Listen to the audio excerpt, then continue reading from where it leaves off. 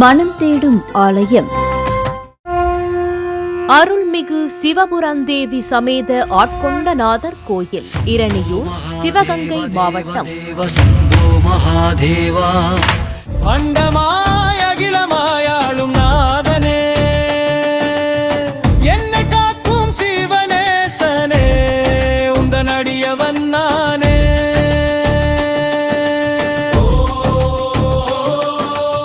நம சிவாயவே என்று கூறுவேன், உந்தன் பெயரை நானும் சொல்லுவேன். பிட்டுக்கு மண் சுமந்த பரமனே, தில்லையிலாடிடும் தில்லை கூத்தனே. ஓம் நம சிவாய, ஓம் நம சிவாய, ஓம் நம சிவாய, ஹர ஓம் நம சிவாய. மனமெல்லாம் ஈசனே. இந்திய தேசத்தின் மாண்புகளை சுமந்து நிற்கும் ஆலயங்களை தேடிச் செல்லும் ஒரு அற்புத பயணம்.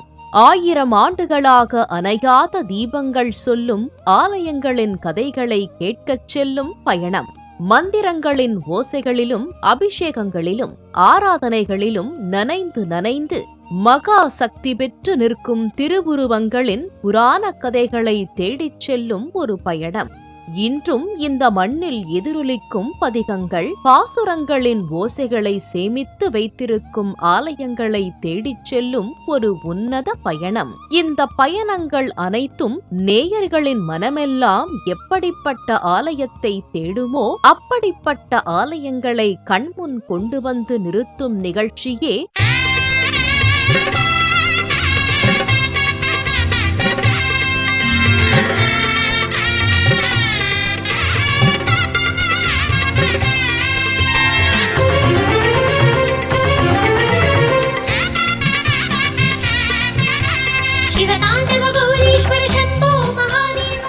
இந்த மனம் தேடும் ஆலயம் நிகழ்ச்சி. கட்டுப்பாட்டுடன் கடமைகளை கண்ணியத்துடன் செய்வதில் ஒளிந்திருக்கிறது கடவுளுக்கான பக்தி.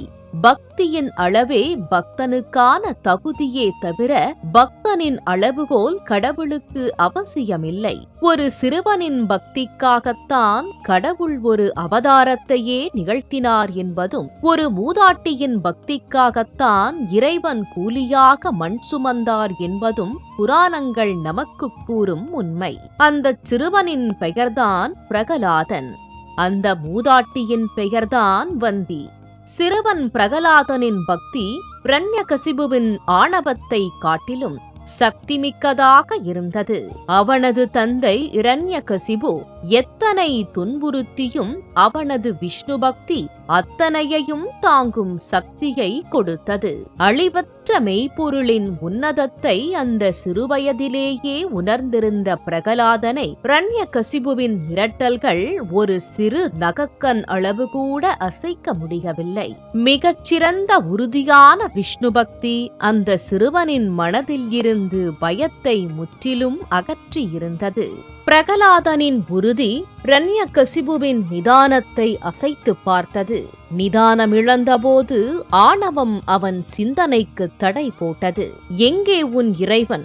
இந்த தூணில் இருக்கிறானா என்று தூணை பிளந்தபோது 1000 கோடி சூரிய பிரகாசங்களுடன் மிக பெரும் கர்ஜனையுடன் உலகம் அதிரும் உக்கிரத்துடன் வெளிப்பட்டார் நரசிம்மமூர்த்தி. தூணை பிளந்த நரசிம்மமூர்த்தி இரண்யகசிபுவை வதம் செய்தபோது அவரது பயங்கர உருவத்தைக் கண்டு அங்கிருந்தவர்கள் எல்லோரும் பயந்தார்கள். அவரது கர்ஜனையை கேட்டு அஞ்சி நடுங்கினார்கள். ஆனால் அந்த நேரத்தில் சிறிது கூட பயப்படாமல் மிகுந்த பக்தியோடு அந்த நரசிம்ம மூர்த்தியை பார்த்தவாறு சிறுவன் பிரகலாதன் ஒருவன் மட்டும்தான் அழகான புன்னகையுடன் அசையாமல் நின்றிருந்தான். கைகூப்பி தொழுதிருந்தான். இரண்யனை கொன்ற கோபம் தணியாமல் உக்கிரமாக கர்ஜித்த அந்த நரசிம்மத்திடம் கோபம் தணிந்து சாந்தமான முகத்துடன் எனக்கு காட்சி தாருங்கள் சுவாமி என்று பிரார்த்தனை செய்தான்.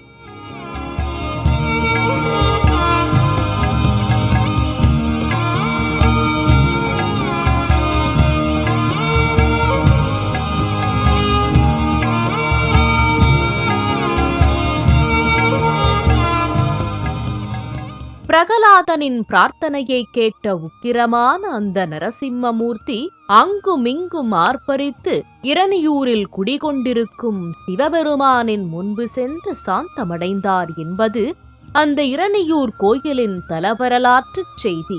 அது எப்படி? எங்கோ இருக்கும் இந்த தலத்திற்கு நரசிம்மமூர்த்தி வந்தார் என்று நீங்கள் நினைத்தால் இங்கு ஒரு விஷயத்தை நாங்கள் குறிப்பிட விரும்புகிறோம்.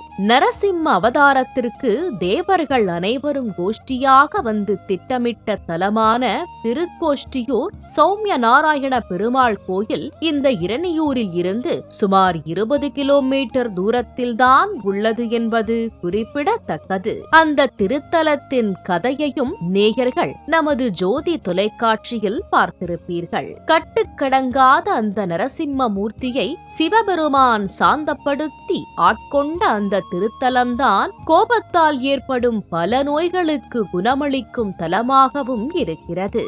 அற்புதமான, காண்பதற்கு அரிய ஓவியங்கள், சிற்பங்கள், கடவுளின் திருவுருவச் சிலைகள் என்று எங்கு திரும்பினாலும் கோயில் முழுக்க அழகழகான கலை பொக்கிஷமாகவே இருக்கும் அந்த திருத்தலம்தான் சிவகங்கை மாவட்டம் இரணியூரில் அமைந்திருக்கும் அருள்மிகு சிவபுரந்தேவி சமேத ஆட்கொண்டநாதர் திருக்கோயில். அந்த ஆலயத்தின் சிறப்புகளையும் வரலாற்று ஆன்மீக பெருமைகளையும் தான் இன்றைய மனம் தேடும் ஆலயம் நிகழ்ச்சியில் நாம் காணப்போகிறோம். அது 1000 ஜன்னல்கள் வைத்த அரண்மனைகள் இருக்கும் நகரம். எத்தனை சுவைகள் வந்தாலும் போனாலும் மாறாத செட்டிநாட்டு சுவை தழும்பும் நகரம். கொன்றை மரங்கள் நிறைந்த கொப்புடை நாயகியின் நகரம். காலங்கள் கடந்தாலும் கம்பனும் கண்ணதாசனும் வாழும் நகரம். அதுதான் நமது கலை சுரங்கமான காரைக்குடி நகரம். நரசிம்மமூர்த்தியை ஆட்கொண்ட சிவபெருமான் வீற்றிருக்கும் அந்த ஆலயத்தை காண அற்புதமான காரைக்குடி காலை உணவை முடித்துவிட்டு கிளம்பினோம். பாரம்பரியம் நிறைந்த காரைக்குடி அரண்மனைகளை கடந்து நகர்ந்தது எங்களின் கார் பயணம். இது காரைக்குடியில் இருந்து பிள்ளைகார்பட்டி செல்லும் சாலை. இரணியூர் ஆட்கொண்டநாதரை காண இருபக்கமும் அழகான மரங்கள் நிறைந்த சாலைகளில் நாங்கள் பயணித்துக் கொண்டிருந்தோம். மரங்களின் நிழலும் அதன் கிளைகளுக்கிடையில் விழும் வெயிலும் எங்கள் வாகனத்தை தழுவி கடந்து சென்றது. வாகன நெருக்கடிகளற்ற அமைதியான சாலையில் பயணிக்கும் இந்த பயண நேரத்தில் சிவபெருமான் தனது அடியார்களை ஆட்கொண்ட சிறப்புகளை பற்றி காண்போம்.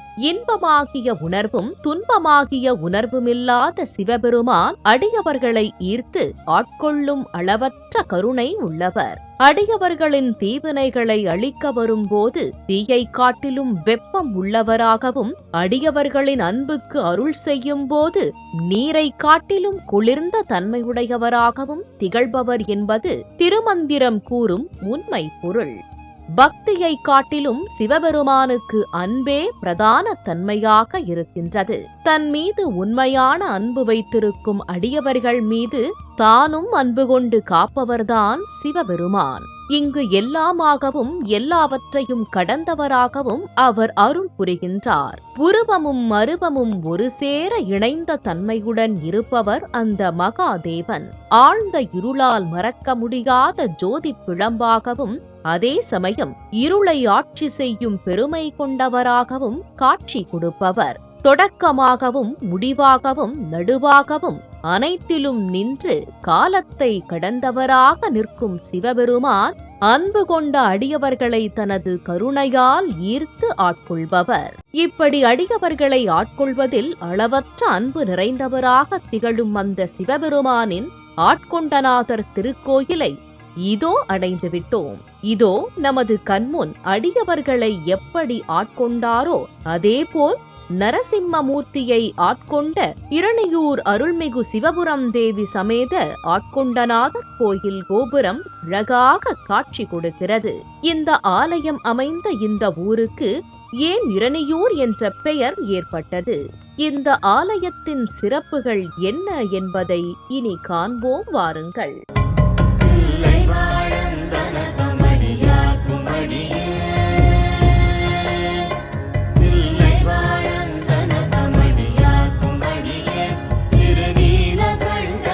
குயவனா கடியே இல்லையே என்னாதைய பகை கும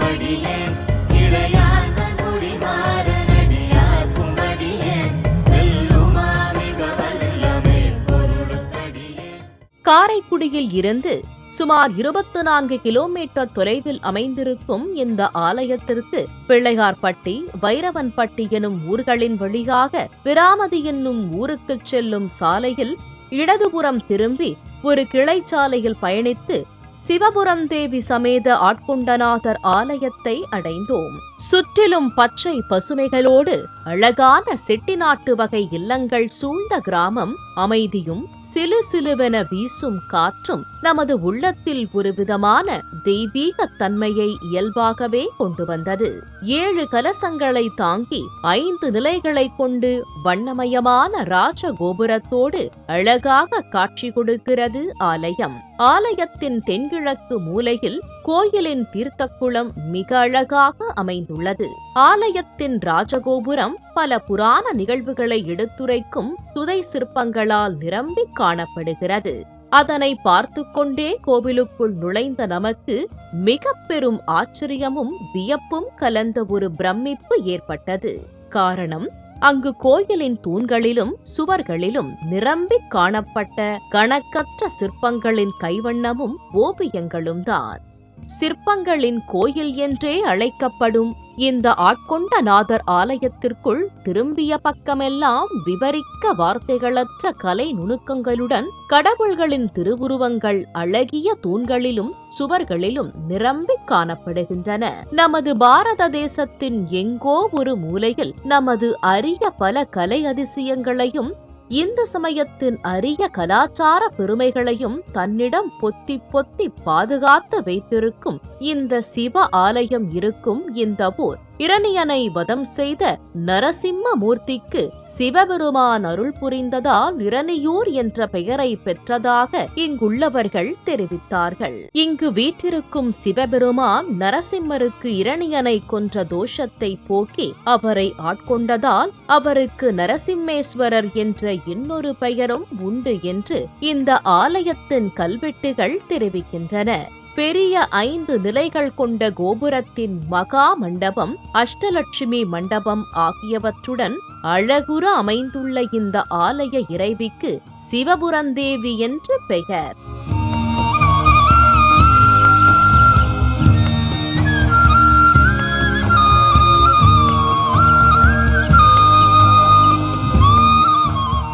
செல்வங்களின் தேவதை மகாலட்சுமியின் பஞ்ச ரூபங்கள் அமைந்திருக்கும் அழகான முன்மண்டபம் வரும் பக்தர்களை மங்களகரமாக வரவேற்கிறது. அங்குள்ள ஒரு தூணில் மகாவிஷ்ணு அம்பிகையின் கரம் பிடித்து சிவபெருமானிடம் கொடுக்கும் அற்புதமான கைலாயநாதனின் திருமணக் காட்சி மிக அழகாக அமைக்கப்பட்டுள்ளது. பாண்டிய நாட்டு சிற்பக்கலையின் முக்கிய அம்சமாக திகழும் யாழி உருவம் இங்கு மிக அற்புதமாக காண்பவர்களின் கண்கள் வியக்கும் வண்ணம் ஒரு தூணில் செதுக்கப்பட்டுள்ளது. கஜயாழி என்றழைக்கப்படும் இந்த சிற்பம் ஒரு யானையின் தும்பிக்கையை யாழி பிடித்து தூக்குவது போல அமைக்கப்பட்டுள்ளது. ஒரு யானையின் தும்பிக்கையை பிடித்து தூக்கும் அளவிற்கு இந்த யாழி எனும் உயிரினம் எவ்வளவு பெரியதாக இருந்திருக்கும் என்பதை இந்த சிற்பத்தை கொண்டு நாம் உணரலாம். சங்க காலத்தில் இந்த யாழி எனும் உயிரினம் வாழ்ந்ததாக சங்க இலக்கியங்களில் குறிப்புகள் உள்ளன. சுமார் 2000 வருடங்கள் பழமை பெற்ற விருதாசலம் எனப்படும் திருமுதுகுன்ற தேவாரத்தில் குன்றில் இடைக்களிறு ஆளிகொள்ள குரத்திகள் 3ல் இடைப்பிடிகன்று இடுமுது குன்றூரே என்ற ஒரு குறிப்பு உள்ளது. அதாவது யானையை வேட்டையாடும் யாழியை கண்டு அந்த பகுதி பெண்கள் குட்டி யானைகளை தங்கள் வீட்டின் முற்றத்தில் ஒளித்து வைத்தார்கள் என்பது இந்த பாடல் கூறும் செய்தி. ஒரு காலத்தில் ஏற்பட்ட சுனாமியால் இந்த விலங்கினங்கள் அழிந்திருக்கலாம் என்று ஆய்வாளர்கள் கூறுகிறார்கள். பழம்பெருமை வாய்ந்த பாண்டிய நாட்டு கோவில்களில் இந்த யாழி வகை சிற்பங்கள் இருப்பதை காணலாம். அப்படி ஒரு யாழியின் சிற்பத்தை தான் இந்த ஆலயத்தில் நாம் காண்கிறோம். ஆதிலக்ஷ்மி நமஸ்தேது பரபிரம்ம ஸ்வரூபிணி யசோதேஹி தனம் தேஹி சர்வகாமாஞ்ச தேஹினே சந்தானலக்ஷ்மி நமஸ்தேது புத்ர பௌத்ர பிரதாயினி புத்ரான் தேஹி தனம் தேஹி சர்வகாமாஞ்ச தேஹினே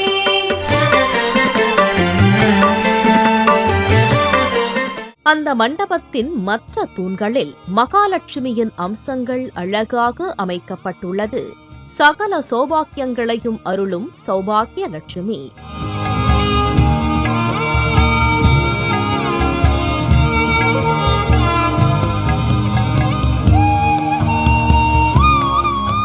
செல்வங்களையும் அழகையும் சுகங்களையும் அருளும் கஜலட்சுமி.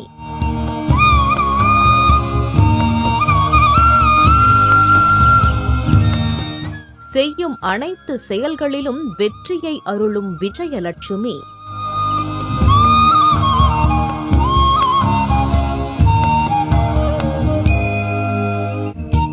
நல்ல சந்ததிகளையும் சந்ததிகளுக்கு வளர்ச்சியையும் அருளும் சந்தான லட்சுமி.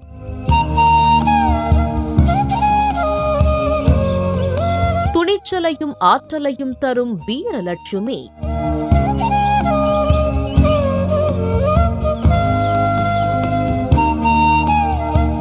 இப்படி சகல நன்மைகளையும் அருளும் செல்வத்தின் ஆதிதேவதை லட்சுமி தேவியின் அம்சங்களை நாம் பார்த்துக் கொண்டே கோவிலுக்குள் நாம் செல்லும்போது அங்கு சுவற்றில் மயில் மீது அமர்ந்தபடி இருக்கும் முருகனின் சிற்பமும், உலகம் அனைத்தையும் உருக வைக்கும் திருவாசகம் படைத்த மாணிக்கவாசகர் சிற்பமும், ஐராவதம் எனும் யானை மீதமர்ந்த இந்திரனின் சிற்பமும், முப்புறம் எரித்தவரின் சிற்பமும் நம்மை கவர்ந்தது. பார்க்கும் பக்கமெல்லாம் கடவுளின் திருவுருவச் சிலைகளை கணக்கின்றி எழுதிய கவிதை புத்தகங்கள் போல அடுக்கி வைத்துள்ளார்கள்.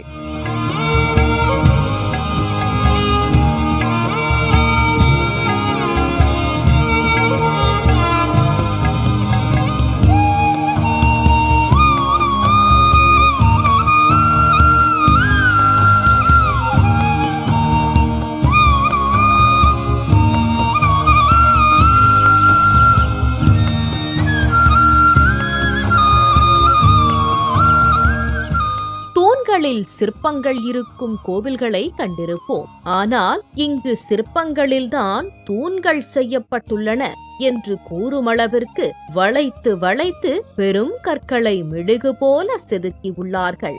காளிங்கன் எனும் பாம்பின் மீது நர்த்தனமாடும் கிருஷ்ணர், திருவேங்கடமுடையான் நெருப்பு, மின்னல் மற்றும் சூரியனின் ஆற்றலாக வழிபடப்படும் வேதகால கடவுளான அக்னிமூர்த்தி, ருத்ரனின் மறு அவதாரம் என்றே அழைக்கப்படும் அளவிற்கு கோபக்கார முனிவரான துர்வாசர், அவருக்கு அருகில் அவருக்காகவே ஆனந்த கூத்தாடிய விநாயகப் பெருமான் என்று பார்க்கும் இடங்களில் எல்லாம் புராண கதைகள் ஒவ்வொன்றையும் நினைவுக்கு கொண்டு வரும் சிற்பங்களை அமைத்து நம்மை பிரமிக்க வைத்துள்ளார்கள்.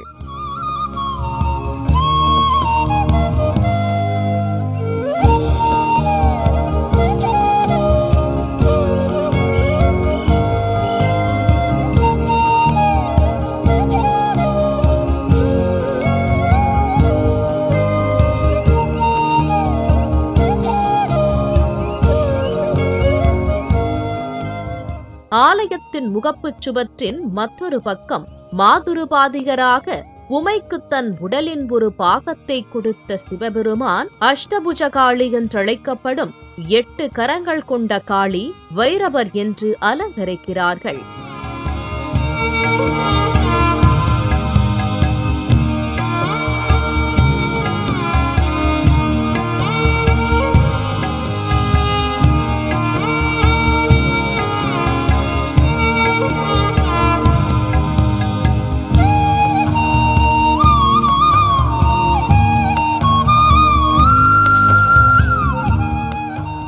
ஆலயத்தில் இருக்கும் தூண்களில்தான் சிற்ப வேலைப்பாடுகள் அமைக்கப்பட்டுள்ளது என்று நினைத்துக் கொண்டே ஆலயத்தின் மேல்புற சுவர்களை பார்த்த நமக்கு அடடா என ஆச்சரியமளிக்கும் வகையில் வண்ண வண்ண ஓவியங்கள் கண்களை கவர்ந்தது.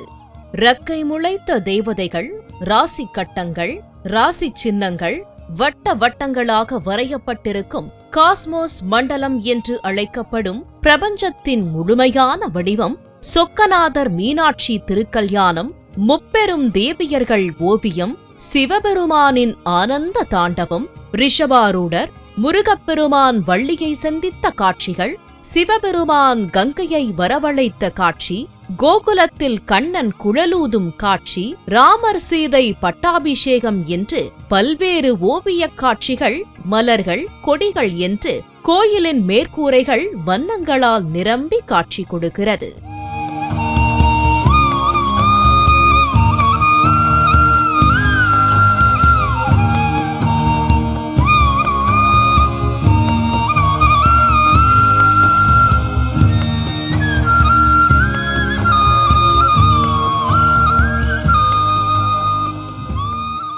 ஆலயத்தின் முகப்பு மண்டபத்தை தாண்டி ஆலயத்திற்குள் நுழைந்த எங்களை கொடிமரம் வரவேற்றது. ஆலயத்தில் எரியும் விளக்குகள் தூண்களை பிரகாசித்தது. ஆட்கொண்ட நாதரை தரிசிக்கும் ஆவலில் சென்றோம். அவரை தரிசிக்கும் முன்பு ஆலயத்தின் பிரகாரத்தில் வீற்றிருக்கும் முழுமுதற் கடவுளை தரிசித்துவிட்டு பின்பு ஆலயத்தின் பெருமைகளுக்குள் நகர்வோம். பிள்ளையார் மாமாங்க பிள்ளையார், பிறை சூடும் சிவனார்தான் மாமாங்க பிள்ளையார். பிள்ளையார் மாமாங்க பிள்ளையார், பிறை சூடும் சிவனார்தான் மாமாங்க பிள்ளையார். பிள்ளையார் மாமாங்க பிள்ளையார். ஆலயத்தின் பிரகாரத்தில் முழுமுதற் கடவுள் வித்தக விநாயகராக வீற்றிருந்து அருள் கொடுக்கிறார். இவர் ஞானம், அறிவாற்றலை அருளும் விநாயகராக கருதப்படுகிறார். பக்தர்கள் தங்கள் குழந்தைகளின் கல்வி சிறக்கவும், மாணவர்கள் சிறப்பாக தேர்வு எழுதவும் இந்த விநாயகருக்கு அருகம்புல் மாலை சாற்றி பிரார்த்தித்து செல்கிறார்கள். தொடக்கத்தில் முழுமுதற் கடவுளை தரிசித்த நாம் இனி ஆட்கொண்ட நாதரை தரிசிக்கச் செல்வோம். அதற்கு முன்பு அவர் நரசிம்ம மூர்த்தியை எப்படி ஆட்கொண்டார் என்பதை காண்போம். இரணியனோடு நடந்த கடும் சண்டைக்கு பிறகு அவனை கொன்ற நரசிம்மமூர்த்தியின் ஆவேசம் குறைந்தபாடில்லை. அங்கிருந்த அனைவரும் அவர் கர்ஜனையை கேட்டு அஞ்சி நடுங்கினார்கள். சிறுவன் பிரகலாதன் மட்டும் தாங்கள் எனக்கு சாந்தமூர்த்தியாக அருள் கொடுங்கள் என்று வேண்டுகோள் வைக்க, அடக்க முடியாத ஆவேசத்துடன் இந்த ஆலயத்திற்கு புறப்பட்டு வந்தார் நரசிம்மமூர்த்தி. தனது அண்ணன் விஷ்ணுவின் அவதாரமான நரசிம்மம் ஆவேசமாக வந்ததைக் கண்ட இங்குள்ள அம்பிகையும் பெரும் ஆவேசம் கொண்டு எழ இரணியூர் தலம் அதகளப்பட்டது. நரசிம்மமூர்த்தியின் ஆவேசம், அம்பாளின் ஆவேசம் இரண்டையும் கண்ட சிவபெருமான் ஆதி அந்தமில்லாத தனது மாபெரும் சக்தியால் ஆட்கொள்ள இருவரின் ஆவேசமும் அமைதியடைந்தது. விஷ்ணு பகவானுக்கு இரணியனை கொன்ற தோஷம் நீங்கியது. அம்பிகைக்கு சிவபுரந்தேவி என்ற பெயரும் ஏற்பட்டது. அம்பாளின் உக்கிர கோலத்தை நினைவுபடுத்தும் வகையில் இங்கு அம்பாள் சன்னதிக்கு அருகிலேயே நவதுர்கை பிரதிஷ்டை செய்யப்பட்டுள்ளது. இப்படி இருவரையும் ஆட்கொண்ட அந்த மகாதேவரை காண்போம் வாருங்கள். இதோ நரசிம்மரை மட்டுமின்றி நம்மையும் ஆட்கொண்ட தாயினும் சிறந்த அன்பை காட்டும் தத்துவன், மாசில்லாத ஜோதி, மலர்ந்த மலர் சுடர், இறை தேசத்தின் நேசன், தேன் போல இனிக்கும் அன்பை பொழிபவன் ஆட்கொண்ட நாதரை காண்கிறோம். எங்கும் நம சிவாய, எதிலும் நம சிவாய, எல்லாம் நம சிவாய, ஹர ஓம் நம சிவாய. மனமெல்லாம் ஈசனே.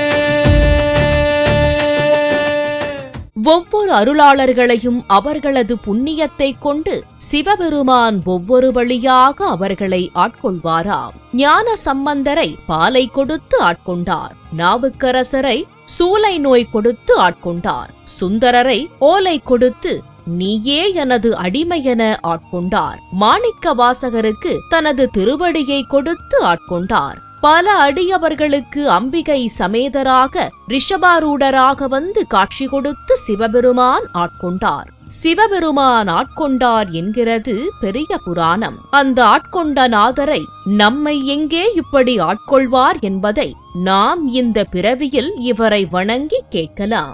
இல்லக விளக்கது இருள் கெடுப்பது, சொல்லக விளக்கது சோதி உள்ளது, பல்லக விளக்கது பலருங்காண்பது, நல்லக விளக்கது நமசிவாயவே. தென்னாடுடைய சிவனே போற்றி, எந்நாட்டவர்க்கும் இறைவா போற்றி.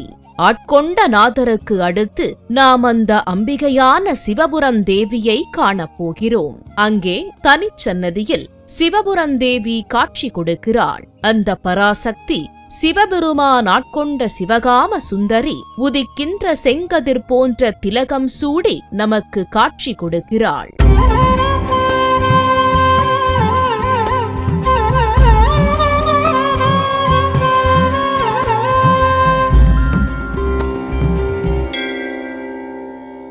மூலக்கணலே சரணம் சரணம், முடியா முதலே சரணம் சரணம், கோலக்கிளியே சரணம் சரணம், குன்றாத ஒளிக்குவையே சரணம் சரணம், நீலத்திருமேனியிலே நினைவாய் நினைவற்றெளியேன் நின்றேன் அருள்வாய், வாலைக்குமரி வருவாய் வருவாய், மாதா ஜெயவோம் லலிதாம்பிகையே என்று இந்த அழகு தெய்வத்தை நின்ற கோலத்தில் நாம் தரிசனம் செய்கின்றோம். அம்பிகையே நமக்கு வழிகாட்டி, அவளே இறைவனால் ஆட்கொள்ளப்பட்டவள். அவளை அணுகி அவள் மூலமாக சிவத்தை அடைந்தால் வெற்றி நிச்சயம் என்பதை அவள் நமக்கு தாயாக உணர்த்துகிறாள். இந்த ஆலயத்தின் பிரகாரத்தை வலம் வரப் போகிறோம்.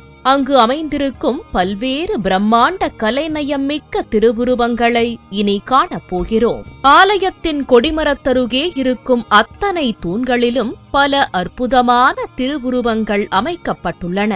அங்கு மூஷிக வாகனத்தின் மீது அமர்ந்திருப்பது போல 10 கரங்களுடன் தூணில் வடிக்கப்பட்டிருக்கும் விநாயகப் பெருமான் மிக அற்புதம்.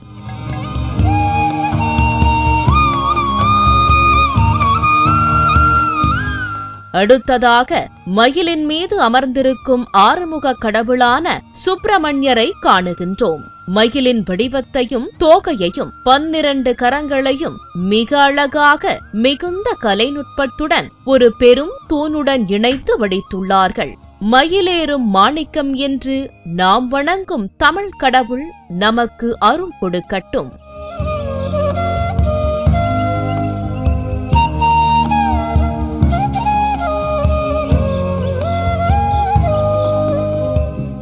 சிறுவன் பிரகலாதனுக்காக மகாவிஷ்ணு நரசிம்ம அவதாரம் எடுத்தது போல இங்கே சிவபெருமான் மார்க்கண்டேயனுக்காக யமனை எட்டி உதைத்த புராண நிகழ்வை நினைவுபடுத்தும் மற்றொரு தூண் சிற்பத்தை காண்கிறோம். ஒரு புராண நிகழ்வையே மிக அழகாக தத்ரூபமாக தூணோடு இணைத்து வடிக்கப்பட்ட நமது பழங்கால கட்டிட தொழில்நுட்பத்தை தான் இங்கே நாம் காண்கிறோம்.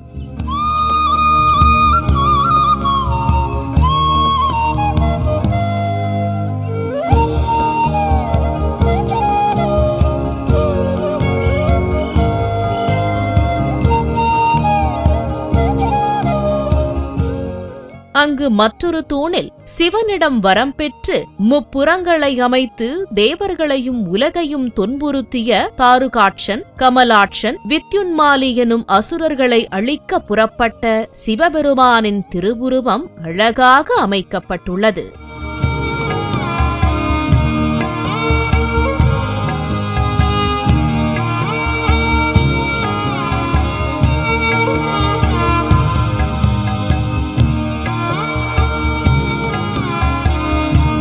காண்பதற்கு கண்கொள்ளா காட்சியாக சிவபெருமான் உமையாளின் திருமணக் காட்சி மிக பிரம்மாண்டமாக வடிவமைக்கப்பட்டுள்ளது. இது போன்ற அரிய பல வேலைப்பாடுகள் நிறைந்த பல திருவுருவங்கள் இங்கு நிறைந்து காணப்படுகின்றன. ஆலயத்தின் பிரகாரத்தில் முருகப்பெருமானை வள்ளி தெய்வானையுடன் காண்கின்றோம். நீல நிற மயில் வாகனத்தின் மீது ஏறுகின்ற முருகன் எந்த நேரத்திலும் அழகுமிக்க வள்ளியம்மையாருடன் வந்து அருள் புரிவார் என்றும் அவர் உபதேசித்த வாழ்க்கையின் உண்மை பொருளை மெல்ல மெல்ல உணர்ந்து புரிந்து கொள்ளும் அடியவர்கள் மட்டுமே காலத்தை வென்று காலம் கடந்தவர்களாக இருப்பார்கள் என்றும் வெறும் கர்மயோகிகள் காலத்துக்கு உட்பட்டு அழிந்து போவார்கள் என்று நீலச்சிகண்டியில் ஏறும் பிரான் எந்த நேரத்திலும் கோலக்குரத்தியுடன் வருவான். குருநாதன் சொன்ன சீலத்தை மெல்லத் தெளிந்து அறிவார். சிவயோகிகளே காலத்தை வென்றிருப்பார். மரிப்பார் வெறும் கர்மிகளே. வள்ளி தெய்வானை சமேத முருகனை வணங்கி நகர்ந்த நமக்கு அடுத்ததாக செல்வங்களை அருளும் கஜலட்சுமி காட்சி கொடுக்கிறாள். வணங்கி வழிபட்டால் செல்வ வளத்தையும் புகழையும் தரக்கூடிய தாயுள்ளம் படைத்தவள் கஜலட்சுமி. गजलक्ष्मी नमस्ते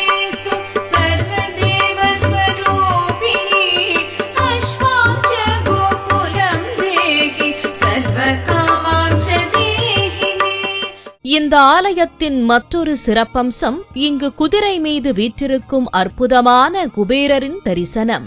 நவக்கிரகங்கள் இருக்கும் சன்னதிக்கு மேலே ஆலயத்தின் பிரகாரத்தில் பச்சை ஆடை உடுத்தி குதிரையின் மீது முறுக்கிய மீசையுடன் அமர்ந்திருக்கும் குபேரர் வழக்கமாக நம் மனதில் இருக்கும் குபேரர் உருவம் போல இல்லாமல் நமது மண்ணின் செல்வந்தரை போல இருப்பது மிகவும் விசேஷமான ஒன்று.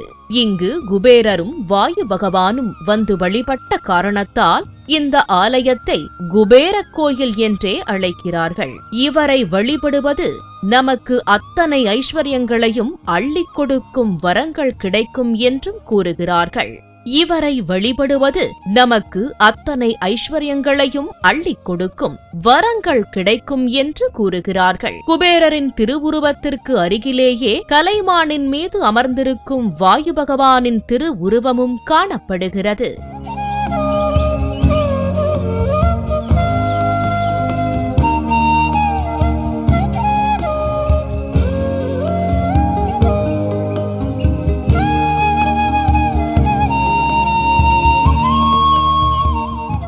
இந்த ஆலயத்தில் நாம் கவனிக்க வேண்டிய மற்றொரு மகா பெரிய சிறப்பம்சம் இங்கு வீற்றிருக்கும் பைரவர். இது அஷ்ட பைரவ ஸ்தலங்களில் ஒன்றாக கருதப்படுகிறது. அம்பாள் சன்னதிக்கு அருகிலேயே அமைந்திருக்கும் இந்த பைரவருக்கு வருடத்தில் ஒருமுறை உற்சவம் நடக்கிறது.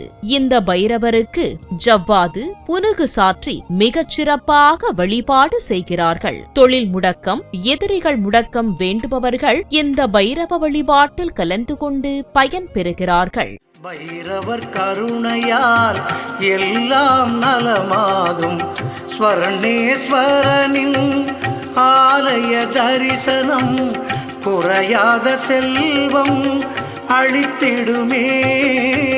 ஸ்வர்ணேஸ்வரனின் ஆலய தரிசனம் குறையாத செல்வம் அளித்திடுமே. இங்கு தென்முக கடவுளாக வீற்றிருக்கும் தட்சிணாமூர்த்தி மிகவும் விசேஷமானவர். ஒவ்வொரு வியாழக்கிழமையும் இவருக்கு விசேஷ வழிபாடுகள் நடத்தப்படுகிறது. ஜாதகத்தில் குருதோஷம் உள்ளவர்கள் இங்கு ஒவ்வொரு வியாழக்கிழமையும் நடக்கும் அந்த வழிபாட்டில் கலந்து கொள்வது மிக நல்ல பலனை கொடுக்கும் என்று கூறுகிறார்கள். அவன் பார்வை வழங்கிடும் தீர்வை, குருபத சேவை தரும் பெரும் வாழ்வை, குருபத சேவை தரும் பெரும் வாழ்வை. இந்த ஆலயத்தின் மிகப்பெரிய சிறப்பு என்னவெனில் இங்கு கோபுரமே இறைவனாக கருதப்படுகிறது. அதனால் சன்னதி சாற்றப்பட்டாலும் கோபுரத்தை பார்த்து வணங்கினாலே இறைவனை வழிபட்டதற்கு சமம். அது மட்டுமின்றி இக்கோயிலின் முன் மண்டபத்தில் இருந்து ஒரே சமயத்தில் சுவாமியையும் விமானத்தையும் தரிசிக்கும் விதமாக இத்திருக்கோவில் அமைக்கப்பட்டுள்ளது மிகவும் விசேஷமான ஒன்று. இது சிவபெருமான் நரசிம்மரின் உக்கிரத்தை தணித்து ஆட்கொண்ட தலம் என்பதால் தொட்டதற்கெல்லாம் கோபம் கொள்பவர்கள், இரத்த அழுத்தம் உள்ளவர்கள், கடுமையான மன அழுத்தம், மனசோர்வு, தைராய்டு கோளாறுகள், ஹார்மோன் மாற்றங்கள், தூக்கமின்மை, மூளையில் ஏற்படும் அட்ரினலின் மற்றும் நோரட்ரினலின் சுரப்பியில் பிரச்சனை இருப்பவர்கள் இந்த ஆலயத்தின் இறைவன் இறைவியை நினைத்து வழிபடுவதோடு பைரவரையும் வழிபடுவதால் மனம் சாந்தமடைந்து குணமாகும் என்று கூறுகிறார்கள். மனம் அமைதியடைந்தால் வாழ்க்கை வளம் மிக்கதாகவும் இன்பம் நிறைந்ததாகவும் இருக்கும் என்பதை நிரூபிக்கும் வண்ணம் இந்த பகுதி மக்கள் திருமணம், சஷ்டியப்த பூர்த்தி, பீமரத சாந்தி, சதாபிஷேகம் போன்ற வைபவங்களையும் இந்த ஆலயத்தில் நடத்தி மகிழ்கிறார்கள். அந்த அளவிற்கு இந்த ஆலயம் நல்ல அதிர்வலைகளை கொண்டு சிறப்பாக அமைந்துள்ளது. இப்படி பல்வேறு சிறப்பம்சங்களும் பழம் பெருமையும் பெற்ற இந்த ஆலயத்திற்கு எந்த நேரத்தில் எப்படி செல்வது என்பதை இனி காண்போம். காலை 6 மணி முதல் பகல் 12 மணி வரையும், மாலை 4 மணி முதல் இரவு 8 மணி வரை திறக்கப்பட்டிருக்கும் இந்த ஆலயத்திற்கு காரைக்குடியில் இருந்து சுமார் 24 கிலோமீட்டர் தொலைவில் அமைந்திருக்கும் இந்த ஆலயம் பிள்ளையார்பட்டி, வைரவன்பட்டி எனும் ஊர்களின் வழியாக விராமதி என்னும் ஊருக்கு செல்லும் சாலையில் இடதுபுறம் செல்லும் ஒரு கிளை சாலையில் பயணித்தால் சுமார் 15 நிமிடத்தில் இந்த ஆலயத்தை அடைந்து விடலாம். காரைக்குடியில் இருந்து வாடகை கார் மூலமாகவோ அல்லது ஆட்டோ மூலமாகவோ எளிதாக இந்த ஆலயத்தை அடைந்து விடலாம். ஆலயத்தை சுற்றிச் சுற்றி பார்த்து ஒவ்வொன்றையும் பதிவு செய்தோம். மனமும் கால்களும் ஆலயத்தை விட்டு அசைய மறுத்தது. வெளியில் வந்த நாம் கோபுரத்தை பார்த்து பிரிய மனமின்றி வணங்கினோம். நரசிம்மரை ஆட்கொண்ட இறைவன் ஆட்கொண்ட நாதர், இறைவி சிவபுர சுந்தரி, கோயில்கள் எங்கும் நிறைந்த சிற்பங்கள், ஓவியங்கள், குபேரர், காலபைரவர் என்று எதுவும் வேறொரு ஆலயத்தின் அதிசயங்களுள் மூழ்கும் வரை நம் நினைவை விட்டு அகலாது. பாரத தேசம் முழுக்க இப்படி எத்தனையோ ஆலயங்கள் சின்னஞ்சிறு ஊர்களில் எல்லாம் நிரம்பி கிடக்கிறது. அவற்றை தேடி தேடி நேயர்களின் மனதை கொள்ளை கொள்வதே ஜோதி தொலைக்காட்சியின் நோக்கம். நேயர்களே, இன்றைய மனம் தேடும் ஆலயம் நிகழ்ச்சி உங்கள் மனங்களை தெய்வீக அனுபவத்திற்கு அழைத்துச் சென்றிருக்கும் என்று நம்புகிறோம். நிகழ்ச்சி குறித்த உங்களது அனுபவங்களையும் கருத்துக்களையும் 8999366611 என்ற எண்ணில் தொலைபேசியிலும் வாட்ஸ்அப்பிலும் பகிர்ந்து கொள்ளலாம். மேலும் பல அரிய ஆன்மீக தகவல்கள், கதைகள், பாடல்கள் அனைத்தையும் கண்டு ரசிக்க தொடர்ந்து ஜோதி தொலைக்காட்சியுடன் இணைந்திருங்கள். பக்தியை கொண்டாடுங்கள். அருள்மிகு சிவபுரந்தேவி சமேத ஆட்கொண்டநாதர் கோயில், இரணியூர், சிவகங்கை மாவட்டம்.